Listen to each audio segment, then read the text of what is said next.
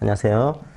자, 오늘 노동법에 대한 다른 개별 법령들 강의 특강을 맡게 된 김용호 노무사라고 합니다. 자, 오늘 제가 근로기준법, 노동법 1에서 나오는 이제 10개의 개별 법률들, 근로기준법을 제외한, 그 다음에 노동법 2에서 노동조합법을 제외한 4개의 그런 법률들, 그걸 이번 시간에 특강을 통해서 정리를 좀 하도록 하겠습니다. 자, 이걸 왜 이제 특강을 통해서 하는가 하면, 이게 너무 시간에 비해서는 문제 양이 적습니다, 이게. 그러니까 이런 거죠. 우리가 근로기준법에서, 노동법 1에서는요, 자, 근로기준법에서 이게 15문제 나오죠. 15문제. 나머지가 10개 법이 있어요. 근데 딱 정확하게 한 개 법당 한 문제입니다. 그러니까, 한 개 법당 한 문제가 나오는 그 법인데, 시간을 상세히 투자하게 되면은 이 가성비가 떨어지는 거죠. 그래서 이게 정규 수업 시간에 하는 것보다는 특강으로 하는 것이 조금 효율성이 높은 그런 구조고요. 그 다음에 노동법 위에서도 마찬가지입니다. 똑같이. 노동조합법이 21문제가 나와요. 그리고 나머지 4개 법이 있습니다. 이 4개 법에서 한 법당 한 문제 정확하게 그렇게 해서 4문제가 나오는 구조였거든요. 여기에 거의 뭐 10년 동안 변한 게 없어요. 없으니까 올해도 내년도에도 이렇게 나올 겁니다. 그러니까 여러분들이 한 개 법당 한 문제 생각하시고 공부를 하셔야 되고요. 그 다음에 제 강의를 할 때 조금 주의해야 될 것 중에 하나가 이 10개 법 중에서 2차까지 이어지는 법이 있습니다. 그게 이제 크게 3가지가 있는데 그 중에 특별히 기간제법. 요거는 좀 중요해요. 2차까지도 중요한 법이 되는 거고요. 그 다음 파견법. 요것도 2차까지 가는 중요한 법 중에 하나입니다. 나머지는 뭐 산업안전보건법 요런 것도 2차까지 이어지긴 한데 산안법은 주로 2차에서 잘 나오진 않습니다. 그러다 보니까 10개 법 중에서 제가 기간제법이나 파견법은 조금 더 상세하게 어차피 2차까지 가는 법이니까 강의를 하고 나머지 8개의 법은 조금 이제 1차용으로만 좀 찍어가지고 공부하는 식으로 그렇게 강의를 좀 진행할 거예요. 나머지 노동조합법에서 마찬가지로 이 4개의 법은 사실은 2차까지 이어집니다. 다 2차까지 나와요. 나오는데 2차에서 기출된 적이 없어요. 지금까지. 없으니까 이건 나오더라도 뭐 거의 2차용으로는 가능성이 좀 떨어진다 생각하시고 상세히 이렇게 보진 않을 겁니다. 이게 4개 법들이 각 1차에서 어떻게 나오는지 그거 중심으로만 강의를 좀 하도록 하겠습니다. 그래서 기간제법과 파견법만 약간 상세하게 강의를 한다. 이렇게 하시고 강의를 따라오시면 될 것 같아요. 자, 그럼 첫 시간에 기간제법을 보도록 하겠습니다. 프린터물로 나눠드리는 분들은 처음이죠. 406쪽을 좀 보시면 될 것 같아요. 여러분들이 이런 개별법 볼 때는 개별법의 법령을 잘 보시면은 이 법의 취지를 알 수가 있습니다. 이게 나와있죠. 그죠? 기간제 및 단시간 근로자 보호 등 법률. 그러니까 이 법의 기본적인 취지는 기간제 근로자를 보호하기 위한 법입니다. 그 다음에 단시간 근로자를 보호하기 위한 그런 법이에요. 그 중에서도 기간제 근로자에 대한 보호가 핵심이 되는 거죠. 그럼 기간제 근로자 어떻게 보호할 거냐? 좀 보겠지만은 핵심은 2가지입니다. 기간제 근로자에 대해서는. 조금 이제 미리 좀 말씀드리고 교재로 들어갈게요. 핵심은 기간제 근로자의 기간 문제입니다, 이게. 자, 원래 기간제 근로자분들은 우리가 이걸 배웠어요. 계약 관계가 종료가 되는, 이게 근로관계가, 자, 종료가 되는 케이스가 3가지가 있었죠. 자, 하나가 사직하는 경우, 이게 자기 의사입니다. 근로자의 의사로 계약관계가 끝나는 케이스가 있었고, 두 번째로는 해고하는 케이스가 있었어요. 해고하는 케이스는 사용자의 일방 의사로 계약관계가 끝나는 케이스. 그거 말고 계약관계가 자동으로 끝나는 경우가 있습니다. 자, 자동으로 끝나는 케이스가 3가지가 있었죠. 하나가 근로자의 사망이라든지 또 한 가지가 정규직 근로자들은, 무기약 근로자들은 정년 통지. 그 다음에 기간제 근로자분들은 기간 만료가 있습니다. 그러니까 원칙적으로 기간이 끝나게 되면은 계약관계는 자동으로 끝나는 구조예요. 그러다 보니까 이 기간제 근로자의 계약 기간이 너무 이게 불안정한 거죠. 1년 하고 나서 그만두세요. 뭐가 되는가 하면 자동 종료가 되는 것이지 이걸 해고로 보지 않습니다. 이게 해고가 되면은 보호조항들이 꽤 많은데 이게 자동 만료가 되게 되면 특별한 보호조항을 두고 있지 않습니다. 그러다 보니까 기간이 끝났으면 이제 그만두세요? 야, 너무 보호가 안 되고 있는 거 아니냐? 이거 어떻게 해야 될까? 요 내용에 대한 보호조항 하나 만들어 놨고요, 이제. 그러니까 함부로 이제 모든 경우의 수에 다 이제 계약기가 만료가 되는 거냐, 이게. 그렇지 않고 어떤 경우에는 이 그만두게 하는 것이 무효가 되는 케이스가 나오게 돼요. 그걸 법으로 만들어 두게 됩니다. 두 번째로 중요한 보호 내용은 차별입니다. 차별. 큰 축이죠. 기간제 근로자법의 큰 축이 계약기간이 어떻게 되는 거냐, 이 문제 하나. 그 다음에 기간제 근로자가 있는데 우리 회사에 있는 또 무기약 근로자가 있는 거야. 나랑 같은 일을 하고 있는. 그러면 뭔가 차별이 있는 겁니다. 누구는 뭐 교통비를 주고 있고, 누구는 뭐 식비를 주고 있는데, 나는 교통비를 안 주고 있는 거야. 나는 이게 식비를 안 주고 있는 겁니다. 자, 그런 경우에 이 차별 문제 있지 않냐? 이거 어떻게 보호할 거냐? 이 2가지의 큰 축을 가지고서 이 법이 진행이 돼요. 그 기본적인 내용을 이해하시고서 이제 교재를 보시면은 좀 빠르실 겁니다. 자, 그러면 한번 교재를 볼까요? 두 가지인 거죠. 목적은 불합리한 차별을 시정하겠다. 이 목적 하나. 두 번째로 근로조건을 보호하겠다. 근로조건 중에서도 가장 중요한 것이 이제 계약 기간의 문제입니다. 이게. 그걸 보호하겠다. 이 목적을 가지고서 이 법을 제정한 겁니다. 자, 그럼 여러분들이 이 개별법에서는 가장 중요한 것 중에 하나가 정의조항이에요. 그러니까 이게 교수님들이 1차에서 낼 때 의외로 잘 내는 것이 2조 파트. 모든 법의 2조에는 정의가 들어가 있거든요. 이 법에 앞으로의 용어를 쓸 건데 그 용어가 2조에 나와 있어요. 그러니까 2조도 생각보다 잘 나오는 파트예요. 그럼 누구를 보호할 거냐? 첫 번째로 기간제 근로자. 자, 기간에 정함이 있는 근로계약을 체결한 근로자인 거죠. 그러니까 단시간 근로자. 단시간 근로자의 정의는 잘 나옵니다. 이거는. 이거는 근로기준법상의 정의를 따르게 됩니다. 자, 오해하시면 안 되는 거죠. 여기서 단시간이라고 하는 것은 만약에 문제가 이렇게 나왔다. 한 주간의 법정 근로시간보다도 짧은 근로자 이렇게 나왔으면 틀린 거예요. 단시간 근로자의 기본 의미는 한 주간의 법정 근로시간이 짧은 근로자가 아닙니다. 그러니까 40시간보다 짧은 근로자 이게 아니에요. 비교 개념이에요. 비교 개념. 누구랑 비교한가 하면 같은 종류의 업무에 종사하는 동종이죠. 동종 업무에 종사하는 근로자랑 비교합니다. 우리가 뭐 흔히 얘기하는 뭐 통상 근로자 이렇게 되는데 이 통상 근로자하고 비교해서 이 통상 근로자의 한 주 동안의 소정 근로 시간이 있습니다. 자, 법정 근로 아니에요. 같은 종류의 업무에 종사하는 통상적인 근로자의 한 주 동안의 소정, 계약서 있는 시간이죠. 요 소정 근로 시간과 비교해서 요 근로 시간보다도 짧은 근로자, 요게 단시간입니다. 그러니까 경우에 따라서는 제가 30시간을 계약했지만 단시간이 아닐 수도 있어요. 왜냐하면 우리 회사에 있는 나랑 같은 업무를 하고 있는 근로자들이 다 30시간이다. 저도 30시간이다? 그러면 전 단시간이 아니에요.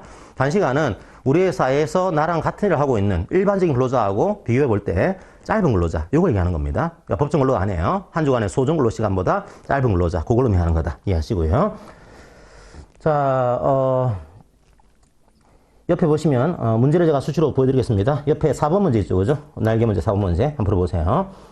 노무사 2018년도 문제.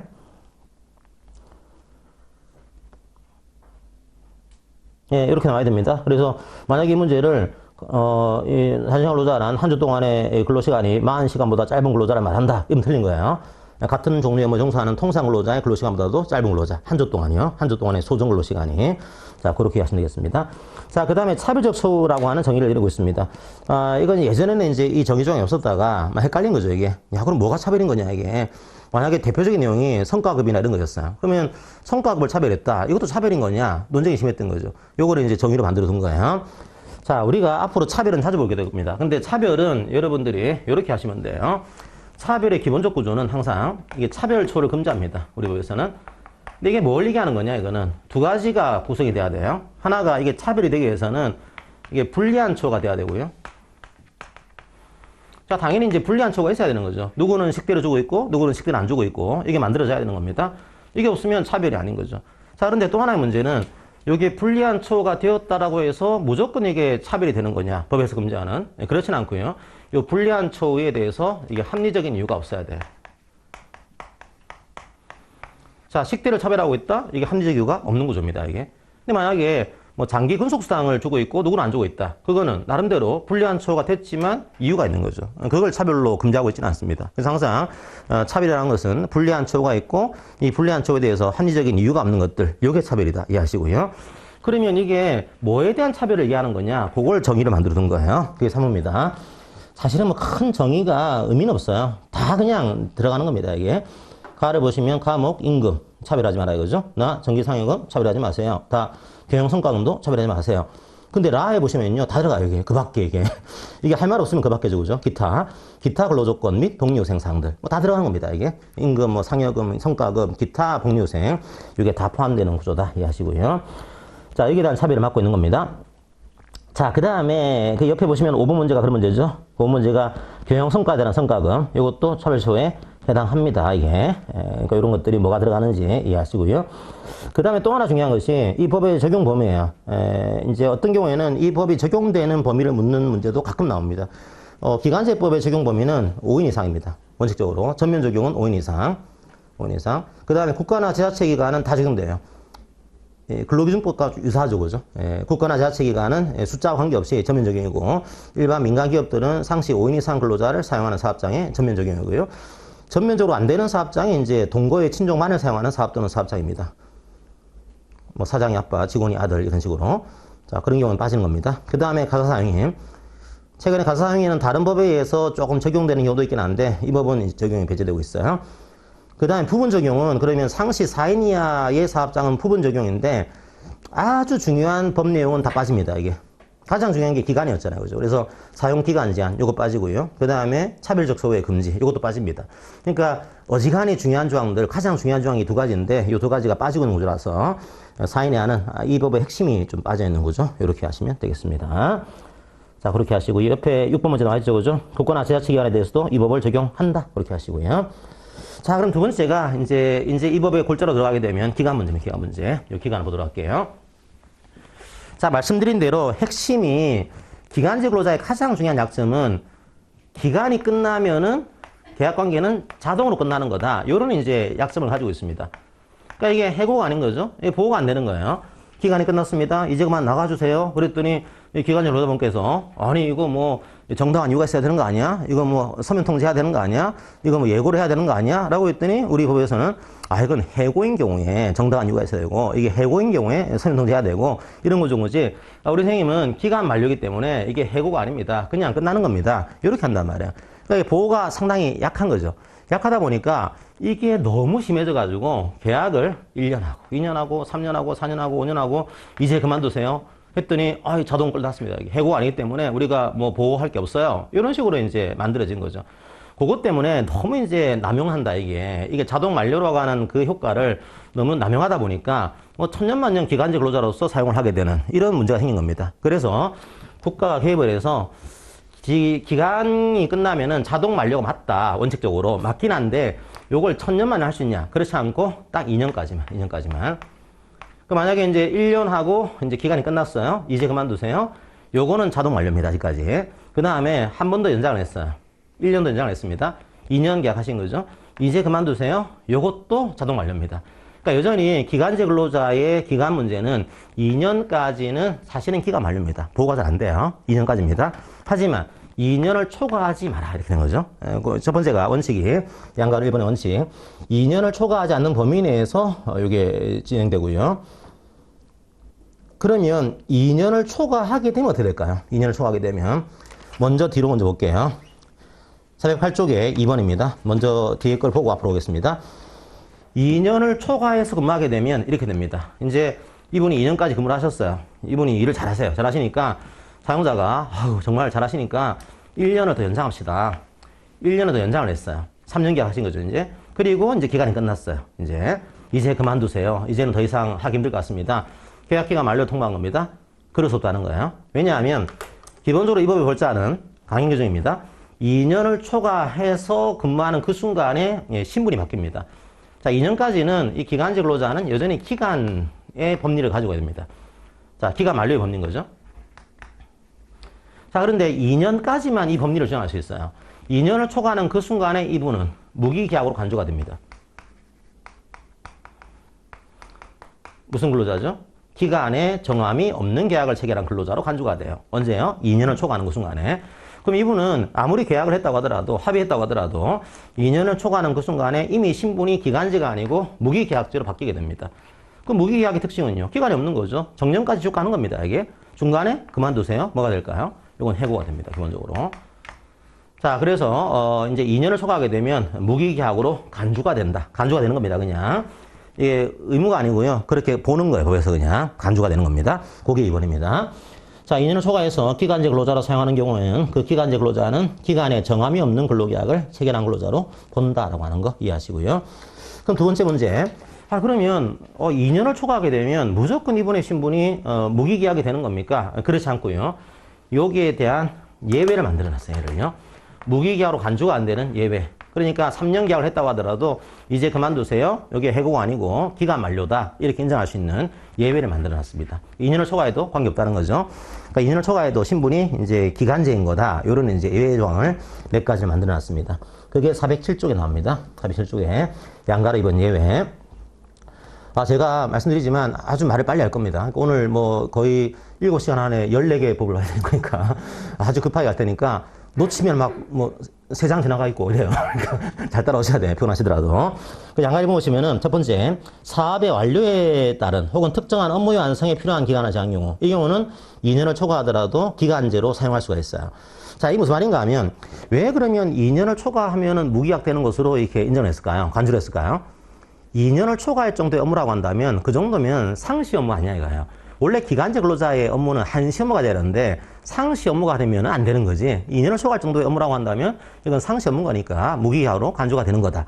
그런데 기본 취지는 상시 업무이기 때문에. 근데 만약에 이게요, 상시 업무가 아니고 사업이에요, 사업. 그러니까 사업이라는 것은 시작이 있고 끝이 있는 겁니다. 보니까 대표적인 사업이 건설업 이런 것들. 만약에 아파트 건설을 하는데 이게 2년 만에 끝나는 건설 사업이 아니에요. 이 아파트를 한 3년 만에 짓는다. 그러면 일용직 근로자분을 예를 들면 3년 동안 채용하신 겁니다. 기간직 근로자를 3년 동안 채용하신 거예요. 2년 초과 있으니까 무기약입니다. 이렇게 보기는 어렵다는 거예요. 왜냐하면 그거는 끝나는 사업이에요. 상시 업무가 아니고 끝나는 사업이라는 거죠. 고객 설사 2년을 초과했다고 하더라도 기간제 근로자분으로 계속 사용할 수가 있다. 예를 만들어둔 겁니다. 그게 1호고요. 자, 2호도 마찬가지예요. 다 상시 업무랑 좀 무관한 것들입니다. 이 정규직 근로자가 휴직을 갔어요. 이게 파견을 갔어요. 자리가 빈 겁니다, 이제. 비어있는 자리에 대해서, 이 기간제 근로자분을 고용하신 겁니다. 뭐, 이분이 2년 만에 돌아오셨으면 문제가 안 되는데, 한 3년 동안 휴직하시고 돌아오셨어요. 그러자 이 기간제 근로자를 한 3년 동안 사용하신 겁니다. 2년을 초과하셨네요? 무기약입니다. 그건 취지가 아니라는 거예요.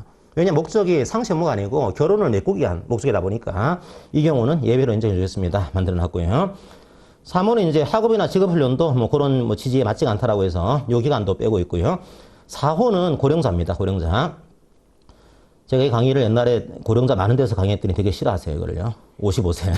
55세면 지금 청춘이잖아요. 그죠? 실제로. 지금 우리 생물학적으로 볼 때는 이 정도면 거의 뭐 청춘이신 나이인데 우리 법상으로는 고령자를 55세 이상으로 보고 있습니다. 만 55세. 그러니까 이분들하고 계약할 때도 이제 2년 초과하더라도 다 고령자분을 고용해도 문제가 없습니다. 4호를 만들어둔 기본적인 이유는 고령자에 대한 고용을 촉진하기 위해서입니다. 이게.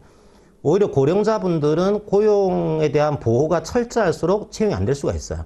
근데 오히려 고령자분은 이제 2년을 초과하시더라도 계약제 근로자로서 계속 할 수가 있습니다. 그러니까 많이 채용해 주세요. 이런 취지가 좀 깔려 있습니다. 그래서 고령자분들은 예배를 만들어 놨어요. 실제로 이제 뭐 제 동기들도 아직 이 정도 나이가 안 됐지만은 이미 은퇴한 친구도 나오고요. 55세면은 진짜 준비를 해야 되는 시기거든요. 그래서 조금 불안한 시기긴 합니다, 이게. 그 다음에 5호는 여러분 생각하시면 돼요. 나중에 노무사 되시면은 노무사를 어떤 그 회사에서 고용을 했습니다. 근데 정규직으로 고용한 게 아니고 기간제로 고용하셨어요. 그럼 이 노무사분들이 2년을 초과하게 되면 무기하게 되는 거냐? 네, 그렇지가 않아요. 이게 5호로 보시면 전문적인 지식기술의 활용이 필요한 경우. 그러니까 노무사, 변호사, 회계사 뭐 이런 분들. 이런 분들인 경우에는 2년을 초과하더라도 무기계약이 된다, 간주가 된다. 이 조항을 적용하지 않습니다. 예외를 만들어 둔 거죠. 그 다음에 정부의 복지정책, 실업대책에 따라서 일자리를 정하는 경우. 자, 이게 뭔가 하면은 정부가 실업률이 너무 높은 거예요. 높은 거니까 이걸 낮추기 위해서 일자리 사업을 펼친 겁니다. 이건 사업인 거죠. 그러니까 사업을 2년 동안 해야 되는데 실업률이 여전히 떨어지지 않아요. 그래서 이 사업을 늘린 겁니다. 이게 3년까지로. 그렇다고 하더라도 목적이 실업률을 낮추기 위한 사업인 것이지 상시 업무를 위한 목적이 아닌 거예요. 그래서 이것도 예외를 만들어 놨습니다. 그 다음에 6호는 시행령으로 다양하게 만들어 놨어요. 다양하게. 워낙 많기 때문에 여러분들이 몇 가지만 좀 집어서 공부를 하시면 될 것 같아요. 자, 첫 번째로 이제 5호에 보면은 또 시행령으로 정하는 경우 만들어놨는데 5호에 나와 있는 전문적인 지식기술학이 필요한 경우 요 케이스 중에서 제일 중요한 게 1호. 자, 박사학위를 소지하고 해당 분야에 종사하는 경우. 그러니까 박사학위를 가지고 해당 분야에 종사하게 되면은 2년을 초과하더라도 이게 무기약된다. 자, 이 조항을 적용을 하지 않습니다. 이게. 그래서 과거에 이제 저쪽 대전 쪽에 대덕연구단지에 기간제 박사급이 많았어요. 이게. 이 조항이 들어가 있었거든요. 그래서 그거 하나 들어가고요. 그 다음에 나머지 것들은 여러분들이 한번 쭉 훑어보세요. 이거 다 할 수가 없으니까 쭉 읽어보시고 넘어갑니다. 그 다음에 408쪽에 또 봐야 될 것 중에 하나가 그 밖에 시행령으로 정하는 경우 한 4호를 보시면요. 4호. 고등교육법에 따른 조교, 겸임교원, 명예교수, 뭐 시간강사, 소변교원 이런 분들. 자, 이런 분들도 예외를 만들어 놨어요. 저도 겸임교수로 이제 한 군데에서 근무를 하고 있거든요. 근데 2년 초과했다. 나 뭐 이제 정규 교원이다. 이렇게 할 수 없다는 거예요. 그 다음에 또 6호입니다. 6호. 자, 1주 동안의 수정근로 시간이 뚜렷하게 짧은 단시간 근로자. 자, 누군가 하면 우리가 소위 얘기하는 초단시간. 한 주간의 소정 근로시간이 15시간 미만인 근로자분들은 2년을 초과하더라도 무기약으로 간주가 안 되는 구조입니다. 그래서 이것도 여러분들이 하나 기억을 하셔야겠죠. 그죠? 자, 미리 여러분들이 기억나시나요? 초단시간. 한 주간의 소정 근로시간이 15시간 안 되는 분들. 자, 그분들은 퇴직급여 빠지고요. 그 다음에 유급주유가 빠졌죠? 유급주유. 그 다음에 연차휴가도 빠졌습니다. 연차휴가. 자, 그 다음에 빠지는 것이 요 조항입니다. 무기약으로 간주가 된다. 2년을 초과하게 되면 무기약 간주가 됩니다. 이 조항도 15시간 안 되는 분들은 빠지는 거죠. 그걸 예외로 만들어 둔 겁니다. 자, 그거 하나 이해하시고요. 자, 그러면 이 법의 가장 중요한 글자는 2년을 초과하면은 무기약으로 간주가 됩니다. 이 조항인 건데, 자, 이 조항은 강행 규정이냐, 임의 규정이냐, 그죠? 무슨 말인가 하면, 나는 2년 초과하더라도 안 되는 것으로, 무기약 안 하는 것으로 합의한다. 그 합의는 인정이 안 됩니다. 왜요? 이건 강행 규정이에요. 임의 규정이 아닙니다. 그게 409 쪽에 나오죠. 409 쪽에. 자, 이걸 배제하기로 하는 합의를 하더라도 그 효력이 인정이 되지 않습니다. 인정이 되지 않고요. 그 다음에 판례 두 번째로 보시면은, 이 두 번째 판례는 아주 1차에서 나오기에는 좀 쉽지 않은 판례입니다. 그냥 하나 읽어보시고요. 어떤 구조인가 하면, 적용기간과 예외기간이 혼재가 돼 있어요. 이런 경우가 생기거든요. 무슨 말인가 하면, 이런 케이스. 한 1년 6개월을 실제로 근무를 하셨어요. 기간제 근로자분으로. 그런데 이 회사에서 사업을 하신 겁니다. 사업을. 사업기간에 필요한 경우로 또 1년을 근무하셨어요. 그러니까 이거는 사업기간은 예외기간이죠. 2년을 초과하더라도 무기약된다. 이 기간이 아닌 겁니다. 그리고 나서 사업이 끝났어요. 사업이 끝나는 바람에 다시 이분을 1년 6개월을 근무를 한 겁니다. 이게. 그런 경우에는 이 기간은 2년을 초과하면 무기약된다. 이게 적용되는 기간이고 가운데 있는 이 기간은 사업이 필요한 기간인 거니까 예외가 되는 그런 기간이에요. 이 경우는 이 기간 합합니다. 그러면 3년 된 거죠. 그러면 이제 이 기간 합해서 2년을 초과하는 그 순간에 이미 무기약으로 간주가 되는 거다. 자, 이런 식의 내용을 얘기하고 있는 겁니다. 자, 그렇게 여러분들이 하시고요. 그 다음에 밑에 3번도 잘 나와요. 3번도요. 3번은 뭐가 잘 나올까요? 노력해야 된다. 이거 노력. 예, 고용을 해야 한다가 아니고 노력해야 된다. 이게 잘 나옵니다. 만약에 우리 회사가 무기계약 근로자를 고용하려고 그래요. 그럼 가급적이면 누구를요? 우리 회사에서 같은 업무에 종사했던 기간제 근로자를 가급적이면 우선적으로 고용하도록 노력해야 된다. 의무가 아니에요, 그냥. 노력이니까 막 크게 이게 실효성은 좀 떨어지긴 한데 어쨌든 간에 노력은 하도록 그런 조항을 두고 있습니다. 자, 그게 세 번째 5조 내용으로 이해를 하시면 되겠습니다. 자, 그래서 이 파트에서 여러분들이 어쨌든 이 기간이 끝나는 것이 이제 중요한데 원래는 기간 만료지만 2년을 초과하게 되면 무기하로 간주가 된다. 하지만 어떤 경우에는 예외가 되는 것들도 나오게 된다고 하는 거, 그거 여러분들이 이해를 하시면 되겠습니다. 자, 그 다음에 이제 단시간 근로자에 대한 얘기가 좀 나옵니다, 이게. 이 법은 기간제 근로자가 골자긴 하지만, 법 자체가 기간제 및 단시간 근로자니까, 단시간 근로자에 대해서도 약간의 보호조항을 두고 있어요. 그걸 좀 보도록 하겠습니다. 우리가 단시간 근로자에 대한 보호는 두 가지가 있어요, 현재. 이게 근로기준법에서 보호하는 조항들이 일부 들어가 있고요. 그 다음에 또 기간제법에서 보호하는 조항들이 일부 들어가 있습니다. 요거는 이제 여러분들이 근로기준법 학습하실 때 제가 설명을 드렸고, 이번 시간은 이 법에 나와 있는 단시간 근로자에 대한 보호조항만 짧게 말씀드리도록 하겠습니다. 자, 첫 번째로 초과근로의 제한입니다. 요것도 근로기준법 말씀드릴 때 제가 짧게는 말씀드렸어요. 뭔가 하면은 이런 거였죠. 우리가 법내 초과근로 말씀드릴 때 제가 좀 말씀드렸습니다. 원래 일반적으로는 한 주간의 법정근로가 있습니다. 법정근로시간. 한 주에 40시간이죠. 혹은 하루 8시간이죠. 어쨌든 한 주로 보게 되면 한 주에 40시간 정해놓고 요걸 오버해서 하는 것을 저희들이 연장근로다 얘기를 했습니다. 그리고 연장근로에 대해서만 이제 100분의 50의 가산임금을 추가 지급한다. 동상임금에. 그러니까 우리가 소위 얘기하는 곱하기 1.5로 지급을 하는 거죠. 자, 근데 단시간 근로자분은 짧은 시간이에요. 그러니까 이분은 한 30시간 근로하고 있는 겁니다. 30시간. 자, 다른 같은 업무에 종사하는 분들은 40시간인데 저만 30시간이에요. 그럼 저는 단시간인 거죠. 그러면 이제 두 가지가 생깁니다. 첫 번째 문제, 오버해서 근로하는 것. 이게 몇 시간까지 가능하냐? 40 더하기 12로 이해하게 되면은 52가 되는 거죠. 자, 그런데 이 케이스는 52까지 그렇지 않습니다. 그렇지 않고, 이게 소정 근로 시간을 기준으로, 즉, 계약서에 있는 시간을 기준으로 해서 요 시간 더하기 12까지 가능해요. 요 시간 더하기. 그러니까 소정 근로 시간 기준으로 12까지 가능하다. 이렇게 하시고. 그러면 이 12에 대해서는 100분의 50의 가산임금을 지급해야 됩니다. 그러니까 40시간을 오버하지 않았다고 하더라도 단시간 근로자분들은 소정 근로시간만 초과했다고 하더라도 100분의 50의 가산임금을 추가 지급해야 된다. 이 내용을 만들어 놨어요. 그게 2번 내용입니다.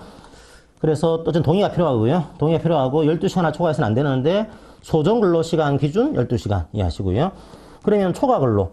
그러니까 이게 연장 근로가 아니더라도 한 주에 40시간을 오버하지 않았더라도 계약서로 정한 소정 근로 시간만 초과하더라도 100분의 50 이상의 가산임금을 지급을 해야 됩니다. 단시간 근로자인 경우에 그래요. 자, 그 다음에 3번에 보시면은 단시간 근로자에 대한 우선 고용 노력 의무가 있습니다. 요거 뭔가 하면은 똑같아요.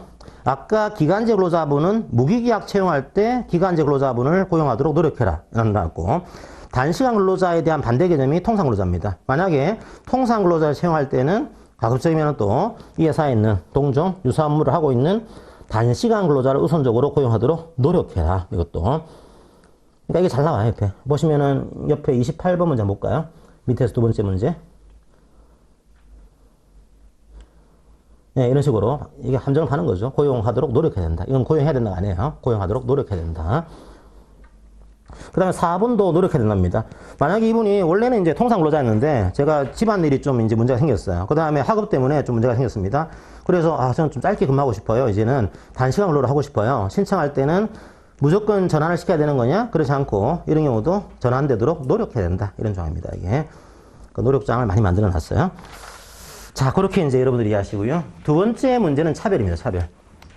자, 차별에 대한 기본적인 형태는, 그러니까 여러분들이 요 2차까지 가실 분들은 기간 문제가 판례가 더 많아요.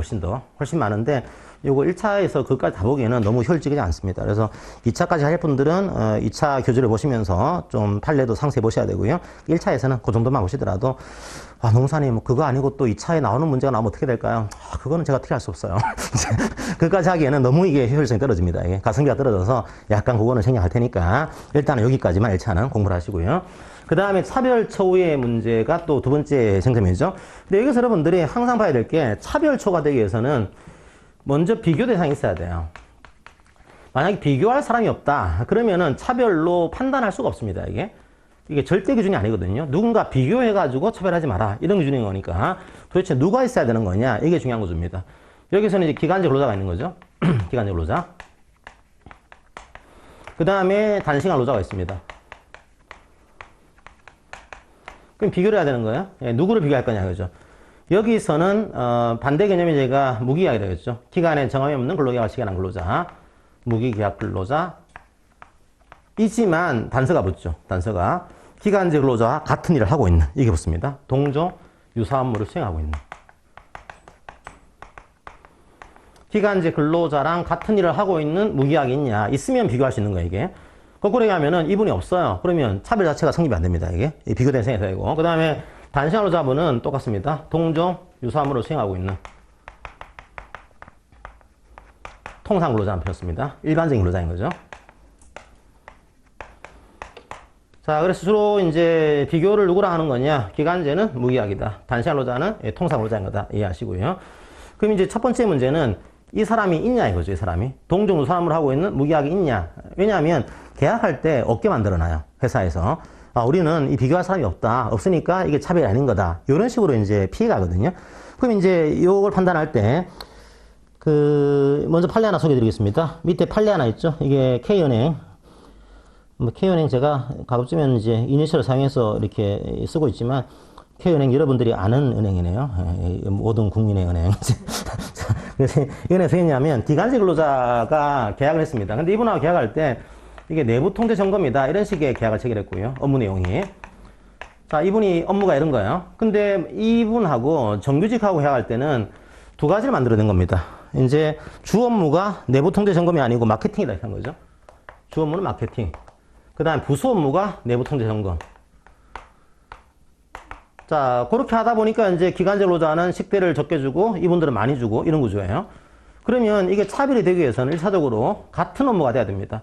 회사 입장에서는 내부 통제 점검이 같은 업무가 아닌 거다. 이분은 주 업무지만 이분의 주 업무는 마케팅으로 우리가 계약을 한 거다. 이걸 얘기를 한 거죠. 그러면 과연 이분이 같은 업무를 하고 있는 것이냐 그렇지 않은 것이냐 판단을 해야 돼요. 어떻게 판단할까요? 자, 밑에 보시면 명시된 업무 내용이 아닙니다. 이게 계약서에 취업규칙에 이분의 업무는 영업 마케팅이다. 이렇게 되어 있으면 같은 업무가 아닌 거냐. 이렇게 하게 되면 다 피해가요. 이분은 뭐 그러면 같은 업무가 아닌 거네 이런 거 보는 거죠. 그렇게 안 보는 거예요. 노동법은 항상 형식이 아니고 실질을 봅니다. 실질을. 뭘 판단하는 거냐? 근로자가 실제 수행하여온 업무를 기준으로 판단합니다. 실제로 뭘 하고 있냐 이거죠. 실제로. 우리가 실제로는 내부 통제 점검을 하고 있는 거예요. 자, 그걸 보는 거고요. 두 번째로, 그렇다고 하더라도 마케팅도 조금 하고 있는데요, 그죠? 이분은 완전히 내부 통제 점검만 하고 있고, 이분은 내부 통제 점검을 하고 있지만, 마케팅도 약간 하고 있습니다. 라고 했더니, 뭘 보는 거냐. 다소 차이가 있더라도, 주된 업무를 보는 거예요. 주된 업무의 내용에 본질적인 차이가 없다면, 같은 업무를 하고 있는 겁니다, 이게. 그래서, 이 정규직 분도 내부 통제 점검을 주된 업무로서 하고 있다 보니까, 동종 유사한 업무를 수행하고 있는 거다. 이렇게 얘기를 하고 있는 겁니다. 자, 그거 하나 이해하시고요. 위의 판례는 아주 중요하지 않지만 이럴 수도 있습니다. 이 비교 대상이요. 과연 공무원이 될 수도 있냐 문제예요. 그러니까 기간제 예를 들면 뭐 조리하시는 분이 계시고 여기는 이제 군무원으로서 계시는 공무원들이 계신 거예요. 조리하신 분이. 그러면 공무원하고 이분하고 차별이 있는 겁니다. 이제 그러면 비교하는 대상이 동종 유사업무를 수행하고 있는 근로계약을 체결한 분이 아니고 공무원으로 임용된 분. 그분하고도 비교할 수 있냐, 그죠? 그랬더니 이제 우리 판례에서는 조금 그렇긴 한데, 그래도 원래 목적은 기간제 근로자를 보호하기 위한 목적이 주된 거니까, 그리고 공무원도 사실은 근로자나 맞으니까 비교할 수도 있다. 이런 식의 판례가 있는 겁니다, 이게. 그래서 그게 이제 그 위의 판례예요. 조금 이제 꺼림직하긴 하지만, 뭐, 계약을 체결하지 않았죠. 공무원들은 근로계약 체결한 분들이 아니에요. 공무원으로 임용되는 거지. 그래서 반드시 이게 공무원이면 안 되는 거냐? 그렇게 할 필요는 없을 것 같다. 어차피 이제 목적은 이 공무원을 보호하는 게 아니고 기간제 근로자분을 보호하기 위한 목적이 있는 거니까 한정할 필요는 없을 것 같다. 이런 판례도 등장을 좀 하게 됩니다. 자, 그런데 요 판례에서요. 내부 통제 점검 판례에서 어떻게 했냐면 기간제 근로자분들은 식대를 중식대 통근비 요거를 안 드리거나 작게 드리거나 근데 정규직 분들은 드리거나 많이 드리거나 이런 구조예요. 차별일까 아닐까 이거죠. 첫 번째 차별이 되기 위해서는 불리한 처우 발생했죠. 드리고 있고 안 드리고 있고 발생했습니다. 근데 문제의 핵심은 뭔가 하면은 요거는 다 보여요. 불리한 처우가 있다라고 하는 것은. 문제는 여기에 합리적인 이유가 있는 거냐 이겁니다. 이게 핵심이에요. 그럼 여기서 합리적 이유가 뭘 얘기하는 거냐 이거죠. 요건 두 가지입니다. 달리 처할 필요가 없다. 다르게 처우할 필요가 없는데 다르게 처우하는 거. 요게 이제 이유가 없는 겁니다. 다르게 처우할 필요가 없는 거예요. 다르게 처우가 있다. 그때는 이유가 없다는 거죠.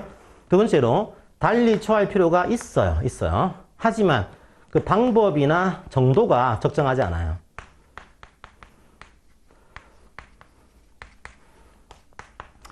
자, 주로 그래서 달리 처우할 필요가 없는데 다르게 처우하고 있다. 여기에 걸리는 게 대부분 다 복리후생입니다. 요거는 볼 것도 없죠, 그죠? 달리 처할 필요가 없어요. 중식대 다르게 처할 필요가 있습니까? 다르게 처할 필요가 없는 거죠. 식대를 뭐 누구는 탕수육 먹고 누구는 뭐 짜장 먹고 그럴 수 없다는 거예요.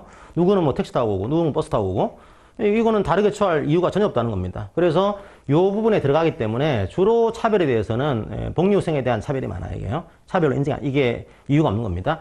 가장 어려운 문제는 사실은 두 번째예요. 요게 이제 판례가 좀 애매합니다. 이것들이. 왜냐하면 요 두 번째가 주로 임금 문제거든요. 이게. 임금에 대한 차별은 이 필요 있어요. 경우에 따라서는. 아무래도 이제 오래 근무하신 분들, 정규직 분들은 업무의 난도가 높을 테니까 그분들을 좀 더 주는 거, 그거는 이제 나름대로 이유가 있는 겁니다. 근데 너무 심하다는 케이스예요. 자, 이런 경우는 이제 차별이 될 수가 있는 거죠. 이 판단은 쉽지 않습니다. 굉장히 어려워요. 그래서 주로 이제 판례는 복리후생 쪽에 좀 몰려 있습니다. 판단이 쉽거든요. 예, 식대, 뭐 통금 이런 것들, 유니폼 이런 것들 다 다르게 처할 필요가 없는 것들입니다. 그런 것들은 차별이 되는 거다. 이렇게 이해하시면 되겠습니다. 그게 두 번째 그 내용이에요. 자, 불리한 처우란 해놓고 기간제 근로자에 발생하는 불이익 전반을 얘기하고 자, 합리적인 이유가 없는 경우란 기간제 근로자를 달리 처할 필요성이 인정되지 않거나 달리 처할 필요성이 인정되는 경우에도 방법 정도 등이 적정하지 않은 경우. 그럼 2차에서는 이게 그러면 이게 합리적 이유가 있는지를 판단 어떻게 할 거냐? 판단 기준이 나오겠죠, 그죠? 판단 기준이 뭐 고용 형태, 업무 내용과 범위, 권한, 책임 이런 것들을 종합고려 해서 판단한다. 이렇게 이해하시면 되겠습니다. 옆에 36번 문제 한번 풀어보시고요. 36번.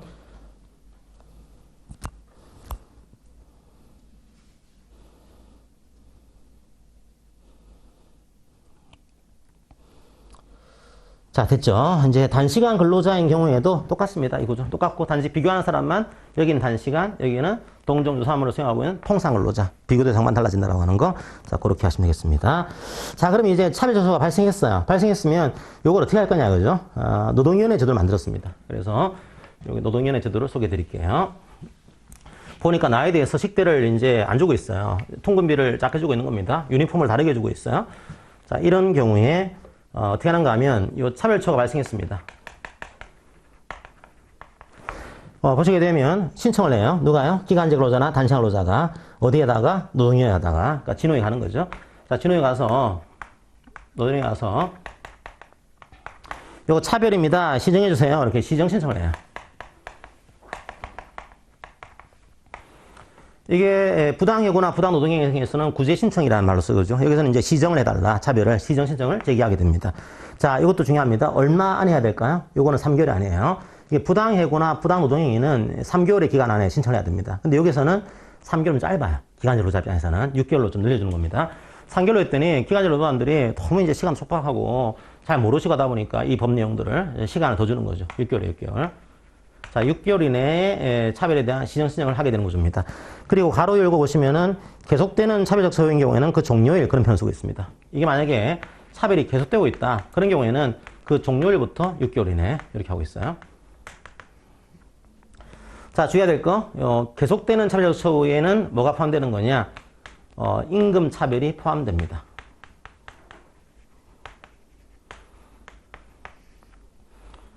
자, 이게 무슨 말인가 하면 이런 거예요. 쭉 차별해왔어요. 임금에 대해서. 뭐 이제 교통비나 식대에 대해서 여러 가지 차별이 있었습니다.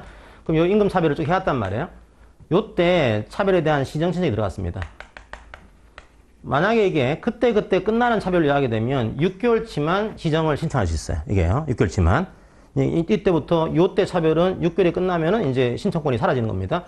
그런데 만약에 임금 차별을 쭉 이어지고 있는 차별로 이해하게 되면은 전체 기간에 대해서 차별에 대한 시정 신청을 할 수 있습니다. 이게 끝나지 않았으니까. 임금은 계속되고 있는 것으로 그렇게 이해해서 전 기간에 대해서 차별에 대한 시정 신청을 하는 것이 가능하다. 이게 이제 우리 판례 입장이 되어 있습니다. 자, 볼까요? 411쪽에 밑에 판례죠. 자, 6개월 내에 시정을 신청했으면 되는데 임금의 차별 지급은 계속되고 있는 차별 소에 해당한다라고 하는 것이 우리 판례 입장. 그 다음에 밑에 판례가 하나 더 있는데 이것도 1차로 보기에는 조금 과한 문제긴 해요. 무슨 문제인가 하면 우리가 부당해고나 부당노동행위에 대한 신청을 할 때는 노동위원회에서 뭐가 있어야 되는가 하면 구제이익이 있어야 됩니다. 구제이익.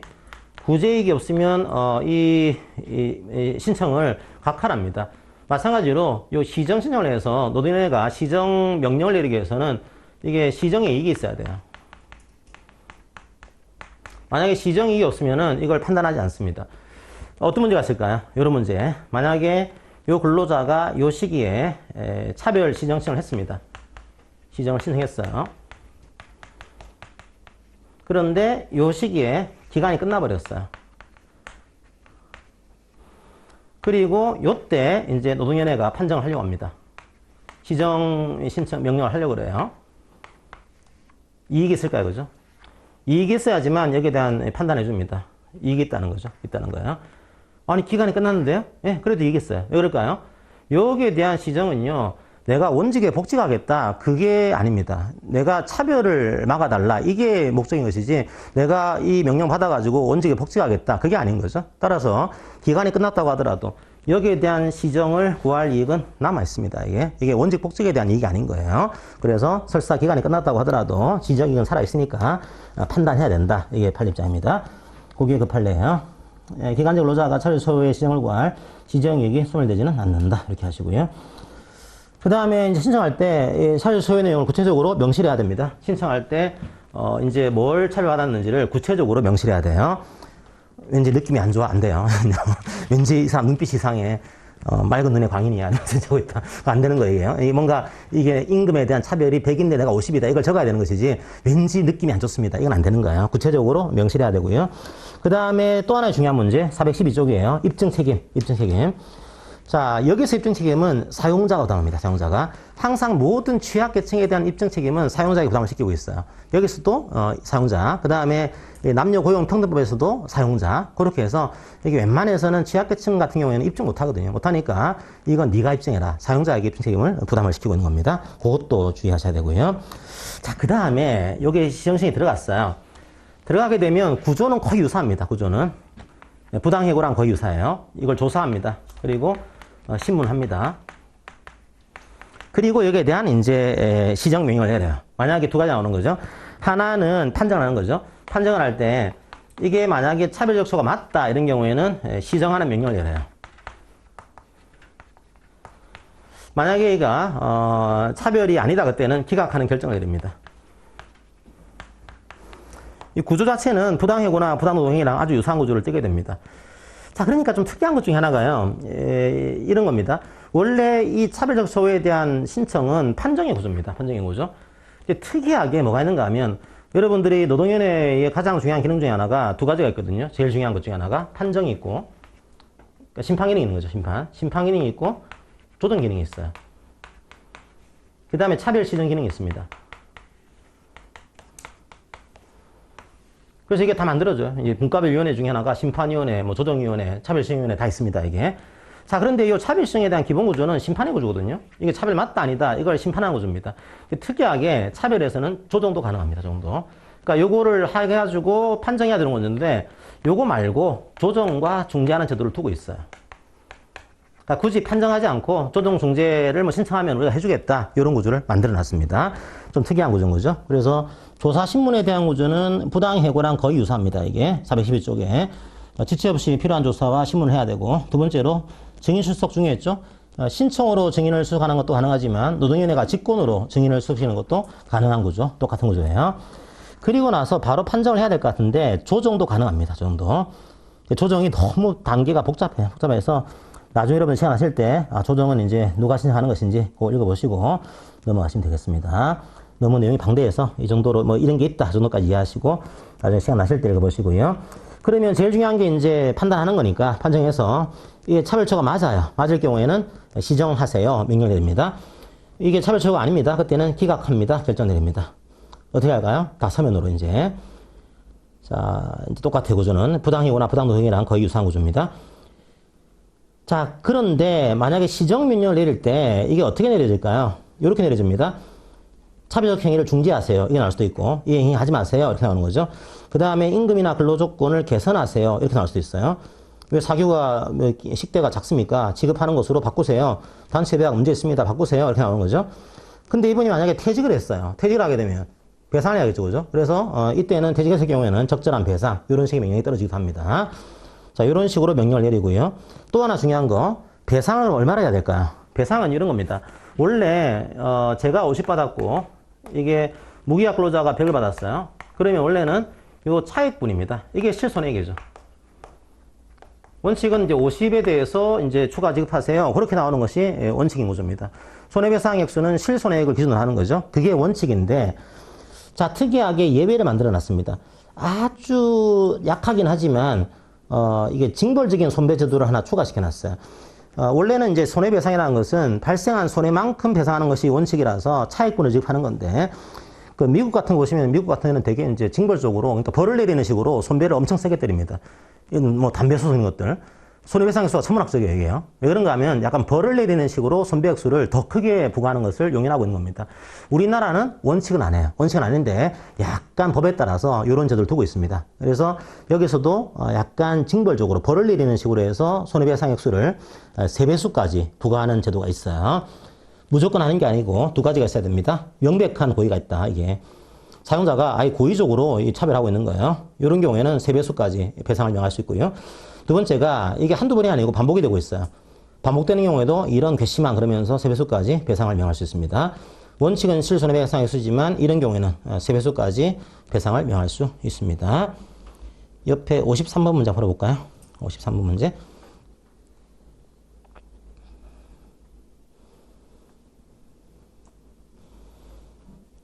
자, 그렇게 하시고요. 자, 그 다음에 만약에 진호위가 여기에 대한 판정을 내렸습니다. 불만이 있어요. 그러면 부당해고나 부당노동행위랑 똑같습니다. 요걸 받은 날부터 10일 이내에 재심을 신청할 수 있습니다. 중노위 가가지고 재심 신청. 그리고 중노위의 어떤 재심에 대해서도 불복하겠다. 그때는 중노위의 재심 신청 받은 날부터 15일 이내에 행정법원에 소를 제기할 수 있습니다. 자, 그런 구조를 만들어 놨다고 한 거. 그건 뭐, 이제 부당해고나 부당노동이랑 거의 유사한 구조니까, 보시면 되겠습니다. 그리고 노동부 장관이 이제 요걸, 이행을 했는지, 명령이 확정이 됐으면요. 요 기간 안에 요걸 재심을 신청 안 하거나, 기간 안에 행정소송을 제기 안 하면은 확정되는 거죠. 확정된 명령을 따르지 않았을 경우에, 확정된 명령에 대해서는 이행 상황을 제출할 것을 요구할 수 있습니다. 만약에 근로자가 볼 때도 사용자가 이걸 이행하지 않고 있다 할 때는 노동부 장관에게 신고할 수 있도록 그렇게 만들어놨어요. 자, 좋은 제도입니다. 좋은 제도인데 문제는요. 요게 잘 안 되는 거죠. 왜 안 될까요? 너무 기간제 근로자에게 가혹해요. 신청 안 하는 겁니다, 이게. 왜냐하면 신청하는 그 순간에 기간 연장이 안 돼요. 이렇게 신청한 기간제 근로자를 어떤 사용자가 쉽게 너무 권리를 잘 지키는 인권의식이 강한 분이시네요. 한 번 더 계약 연장합시다. 이렇게 안 한단 말이에요. 그러니까 오히려 좋은 대주긴 하지만 오히려 이 제도 때문에 신청했다가는 오히려 기간이 연장이 안 되니까 신청을 못하게 되는 형태가 발생합니다. 현실적이지 않은 거죠.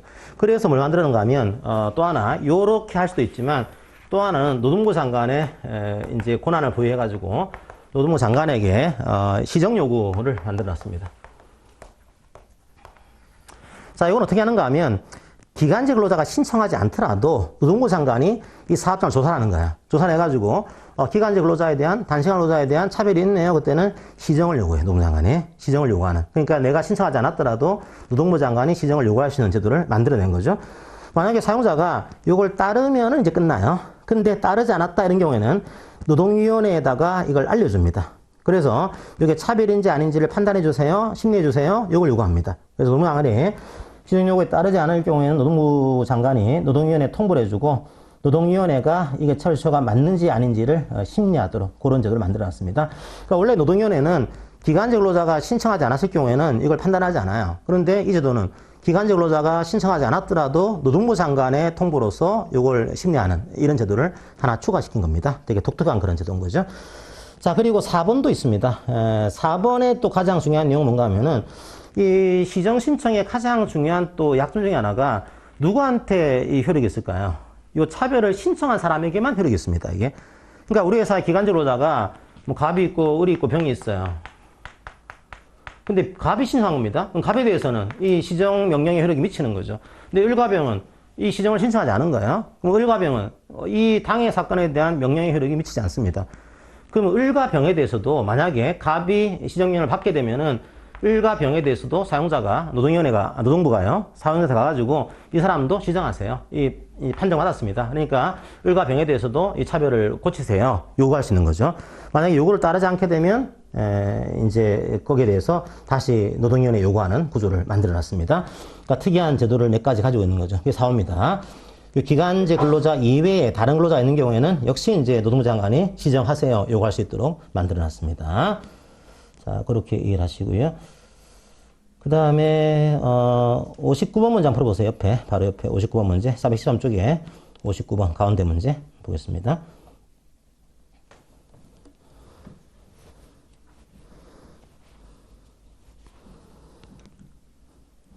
예, 요청과는 무관하게 시정 요구할 수 있습니다. 가능하고요. 자, 그 밖에 물어보겠습니다. 그 밖에 부분은 일단 불리한 척 금지하고 있고요. 이걸 뭐 노동부에 알려줬다, 통보할 수 있다. 통보했다고 해서 해고하는 것 안 되는 거죠, 이게. 그래서 이걸 통보했다고 해서 해고하는 것 안 되는 구조고요. 그 다음에 414쪽에 여러분들이 근로기준법에서 뭐가 있는가 하면 17조에 근로기준법 17조에 이게 약간 그 메타버스가 이렇게 요 가운데를 비추고 제가 옮기면 약간 끊어진대요. 끊어져서 저 가운데를 활용해서 하고 있으니까 제가 주로 움직이지 않고 여기서 지우고 또 하겠습니다. 그냥. 자, 17조 보시게 되면 근로기준법 요 17조의 내용이 근로조건의 명시가 나옵니다. 그리고 서면 명시가 나와요. 서면 명시. 자, 기억하실지 모르겠지만 자, 서면 명시 사항으로 뭐가 들어가 있는가 하면 근로기준법에서는 뭐 임금의 구성 항목, 계산 방법, 지급 방법, 그 다음에 소정근로시간, 그 다음에 유급주유, 그 다음에 유급 연차휴가, 요게 나와요. 자, 요것들은 이제 서면으로 명시하도록 하고 있는데, 기간제법에서는 기간제나 단시간 근로자에 대한 명시사항을 따로 규정하고 있습니다. 이게, 그걸 이해하시라는 거예요. 요 근로기준법 11조에 나와 있는 그거가 별개로 기간제 근로자나 단시간 근로자에 대한 서면 명시 조항은 따로 있습니다. 이게, 그게 2번이에요. 좀 상세하게 되어 있죠. 일반 정규직 근로자에 비해서는 좀 상세하게 이걸 규정하고 있습니다. 자, 가장 중요한 것이 1번이겠죠. 계약기간 문제. 두 번째로 근로시간과 휴게까지, 휴게. 그 다음에 임금의 구성 항목, 계산 방법, 지급 방법 똑같고요. 그 다음에 원래 기간제 일반 그 근로자들은 주휴일만 들어가 있었는데 여기서는 휴일 휴가 다 들어가 있고요. 그 다음에 5호에 취업 장소와 종사될 업무는 연소 근로자들은 서면으로 통보를 해야 되는데 일반 근로자들은 서면 통보 의무가 없어요. 서면 명시 의무가 없어요. 하지만 기간제 근로자나 단시간 근로자분들은 취업 장소와 종사 업무도 서면으로 명시를 해야 됩니다. 그 다음에 단시간 근로자는 거기에다가 플러스 근로일과 근로일별 근로시간도 서면으로 명시해야 됩니다. 근로일과 근로일별 근로시간도 서면 명시하도록 하고 있어요. 그러니까 6호 잘 하면 6호 이제 근로일과 근로일별 근로시간은 기간제 근로자는 명시 의무가 없어요. 근데 서면 명시. 단시간 근로자분들은 이 내용도 서면으로 명시를 하도록 하고 있습니다. 자, 옆에 63번 문제 한번 볼까요? 63번 문제.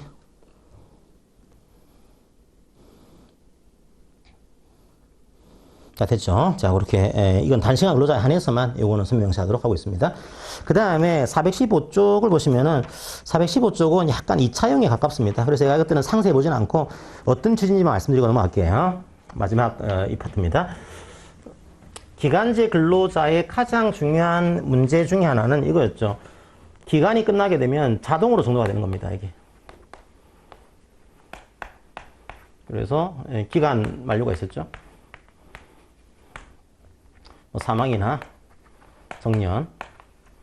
물론 법상으로 이 2년을 초과하게 되면 무기각되는 거다. 이런 예외가 있긴 하지만 그런 예외가 아니라고 한다면 예를 들면 이런 거죠. 1년 계약을 했어요. 1년 계약을 했다. 2년 계약을 했다. 그러면 요건 해고가 아니고 기간 만료입니다. 그러다 보니까 여기에 대해서는 해고가 아니고 기간 만료인데 여기에 경우에 따라서는 이 근로자가 무조건 기간이 끝나면 나가주세요. 이게 효력이 있는 거냐? 그렇진 않고 이게 기간 만료가 아닐 수도 있다. 예외를 만들어 놨어요. 판례가. 자, 이 예외가 크게 세 가지가 있습니다. 세 가지가. 하나가 기간 정함의 형식성이라는 법리가 하나 있고요. 판례 법리가. 요거는 약간 옛날 판례입니다. 옛날 판례. 요거는. 자, 중요한 최근 판례는 요거죠. 갱신기대권이라는 판례.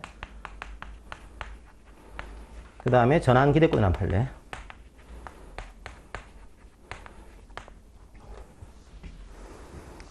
이 기간정함이 형성하는 것은 뭔가 하면은 옛날 판례에서 이게 옛날에는 2년이라는 제한이 없었거든요. 없다 보니까 기간을 뭐 3년, 4년 쭉 하신 거예요. 3년, 4년 쭉 하다가 갑자기 어느 날, 당신 그만둬야 되겠습니다. 계약 기간이 끝났습니다. 얘기를 했더니, 아니, 기간을 이렇게 오랫동안 해놓고서 나를 그만두게 하는 것은 문제 있는 것 같다. 내가 볼 때는 이렇게 오랫동안 근로했으면은 이 기간 정한 것이 사실상 실질이 아니고 형식이다, 이게. 당신이 나의 계약 기간을 정한 것은 실제로 그 기간 동안 일을 하려고 시킨 게 아니고 쭉 근로를 시킬 거면서 그냥 의도적으로 이걸 계약 기간을 정한 거다. 형식에 불과하다. 이런 경우에는 어느 순간에, 즉 형식에 불과하게 되는 어느 순간에 이 근로자는 이미 무기계약이다. 이런 법리가 있었어요. 과거에. 그러니까 기간을 정한 것이 실질이 아니고 형식이라는 거죠. 이게. 형식의 경우에는 형식이 된 그 순간에 이게 무기계약이 되는 것으로 보겠다. 이 법리가 있었던 겁니다. 지금도 없는 법리는 있어요. 있긴 한데 이 법리는 최근에는 거의 활용되고 있지 않습니다. 왜냐하면 이 법리가 나온 다음에 나온 얘기가 그러면 기간을 몇 년 정도 해야지만 기간 정한 게 실질이 아니고 형식이 될까? 여기는 헷갈리는 거죠. 그래서 우리 법상으로는 2년으로 보겠다. 2년으로. 2년까지는 인정할 것이고 2년을 초과하게 되면 인정하지 않을 거야. 이런 법을 만들어낸 겁니다. 그러니까 이 법이 사라진 건 아니지만 이 법리가 뭐 지금은 그렇게 활용이 많이 되고 있지는 않은 그런 법리로 이해하시면 돼요. 여기 하나 있고요. 그 다음에 이 두 가지는요. 계약기간을 정한 거예요. 실질이 이거는요. 그러니까 요거는 계약기간 정한 게 형식에 불과한 거지만 얘는 실제로 정한 겁니다. 1년을. 정했지만 뭐가 있을까요? 1년 하는 동안에 규정이 있어요. 혹은 규정이 없어요. 없다고 하더라도 갱신에 대한 기대를 주고 있습니다. 권리로 볼 정도로. 그러니까 이렇게 한 거죠. 당신이 1년 동안, 2년 동안 열심히 근무를 잘 하시면 요건을 충족하시면은 우리가 한 번 더 계약을 1년으로 볼게요. 그냥. 자, 1년 동안 열심히 근무하시면은 만약에 근무 점수가 80점을 넘게 되면은 한 번 더 갱신합니다라고 하는 규정을 두고 있어요. 혹은 이런 규정이 없다고 하더라도 자꾸 이제 팀장이 이해하는 거죠. 김용호 씨 이제 1년 동안 열심히 해가지고 이제 우리 평가를 뭐 80점 이상 받게 되면은 당신은 한 번 더 갱신되는 거야. 이렇게 얘기하고 있는 거죠. 갱신에 대한 신뢰관계를 주고 있는 거예요. 이게 갱신 기대권이에요. 그러면 갱신에 대한 기대권을 가지고 있는 겁니다. 이걸로 나는 내가 1년 동안 80점을 넘게 되면은 한 번 더 갱신되게 되라고 하는 권리로 인정된 거에 그런 기대권을 가지고 있는 겁니다. 그런데 그런 기대권을 정당한 이유 없이 침해해서 갱신을 하지 않았다. 그때는 이게 무효가 돼요. 갱신하지 않은 것은 무효가 됩니다. 자, 그래서 경우에 따라서는 기간이 끝났지만 갱신 기대권을 가지고 있는 경우에 정당한 이유 없이 이 갱신을 거절하게 되면 이 만료는 기간 만료가 아니고 무효가 된다. 이런 법리가 하나 있고요. 똑같아요. 전환 기대권은 그게 아니고 1년 동안, 2년 동안 열심히 잘 하시면은 이제 한번 갱신되는 게 아니고 정규직이 되는 겁니다. 이런 기대권을 주고 있는 겁니다. 이게 전환되는 거죠. 정규직으로. 근데 마찬가지로 이런 규정이 있거나 규정이 없거나 그런 전환에 대한 기대권이 있어요. 그런 경우에 합리적인 이유 없이 이 전환을 거절하게 되면 역시 무효가 된다. 이런 법리가 있습니다. 요거는 2차에서는 되게 중요해요. 중요하고 한번 기출은 됐습니다. 이게. 근데 뭐 1차에서는 그냥 이 정도만 규정이 있거나 없거나 기대권이 있으면은 그만두게 하는 것은 기간 만료가 아니고 무효가 되는 거다. 이유 없이 하게 되면 그 내용으로 이해를 하시면 되겠습니다. 그래서 첫 번째가 원칙은 당연히 끝나는 건데 당연 종료가 되는 건데 두 번째로 예외가 양가를 1번 기간 정함이 실질이 아니고 형식이다. 그때는 이게 뭐 거절하게 되면 무효가 된다. 이 법리가 하나 나오게 되고요. 416쪽에 실제적으로 기간을 정했다고 하더라도 첫 번째 갱신 기대권의 법리예요. 갱신 기대권. 일정 요건이 충족되면은 갱신됩니다. 이런 규정을 두고 있거나 그런 규정이 없더라도 갱신될 수 있다. 신뢰관계가 있는 경우에는 그만두게 하는 것은 이게 효력이 없다. 이런 내용입니다. 자, 그런데 특이하게요. 요 갱신을 거절할 때 이게 어쨌든 합리적인 이유가 없으면 무효가 되는 거죠. 근데 갱신의 거절에 대해서 합리적인 이유가 있으면 거절할 수도 있습니다. 자, 그런데 요 거절할 때 우리가 해고에서 뭘 배웠냐면 해고에서 서면통지해야 된다는 걸 배웠어요. 해고의 서면통지 조항 27조에 나오죠. 해고 서면통지 조항이 27조. 그래서 해고에 따르면 해고는 서면통지해야지만 효력이 있다. 이걸 배웠습니다. 그랬더니 이 근로자분께서는 아니 갱신을 거절할 때 설사 갱신 거절에 합리적인 이유가 있다고 하더라도 서면 통지하지 않았으니까 무효가 되는 거다. 그러니까 해고에 대해서는 이게 서면 통지하지 않게 되면은 해고는 무효가 되는 거다. 이 법이 있거든요. 그러면 갱신 거절에 대해서도 서면 통지하지 않게 되면 무효가 되는 걸까요, 이거죠? 아니에요, 이거는요.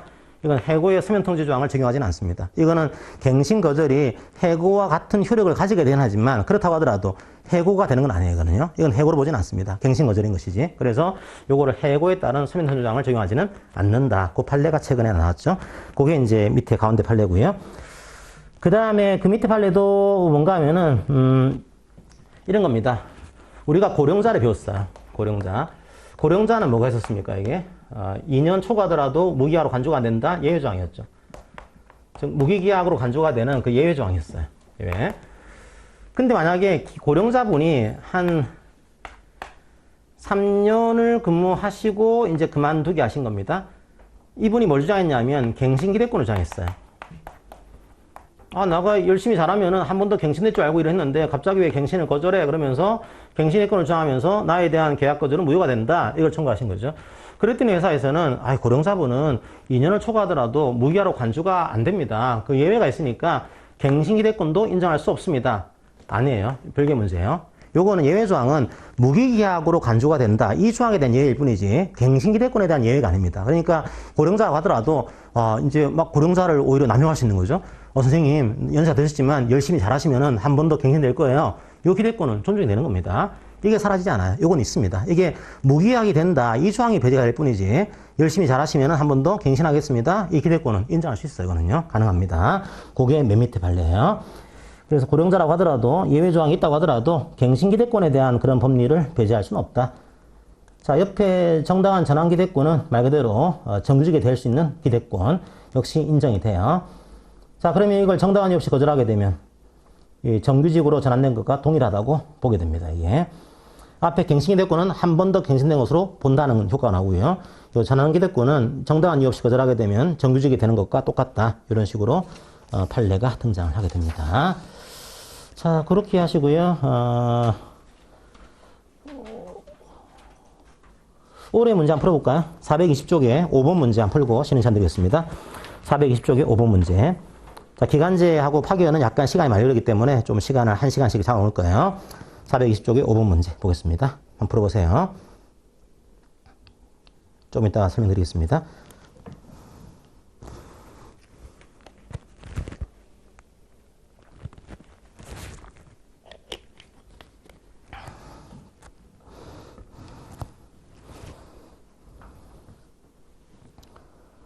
자, 옳은 것은 1번 틀렸죠. 동거의 친족만을 사용하는 사업 또는 사업장에는 적용하지 않습니다. 틀렸고요. 2번 휴직 파기에는 예외 사유 맞았죠. 그죠? 그래서 이거는 2년을 초과하더라도 기간제 근로자로 사용할 수가 있다. 요거에 맞고. 3번은 통상임금의 100분의 50 이상을 가산임금 지급해야 됩니다. 통상임금의 100분의 50. 4번은 단시간 근로자는 근로일과 근로일별 근로시간을 서면 명시해야 됩니다. 그 다음에 5번 오시면 고용해야 된다가 아니고 고용하도록 노력해야 된다. 이렇게 하시면 되겠죠. 네, 정답은 2번이 되겠습니다. 나머지 문제들도 시간 나실 때 이렇게 풀어보시면 좋겠습니다. 말씀드리지만 요 날개에 들어가 있는 문제들은 거의 노무사 시험하고 공무원 시험 들어가 있는 것들 거의 다 들어가 있어요. 10년치가. 그러니까 여러분들이 기출문제 다 들어가 있는 거니까 잘 푸시면 도움이 되실 겁니다. 자, 약간 시간이 좀 걸렸는데 아마 기간제법이나 파견법은 약간 시간이 걸립니다. 빨리 하더라도 이렇게 많이 걸려요. 10분 쉬었다가 11시 10분에 파견법으로 들어가도록 하겠습니다. 네, 잠깐 쉬겠습니다.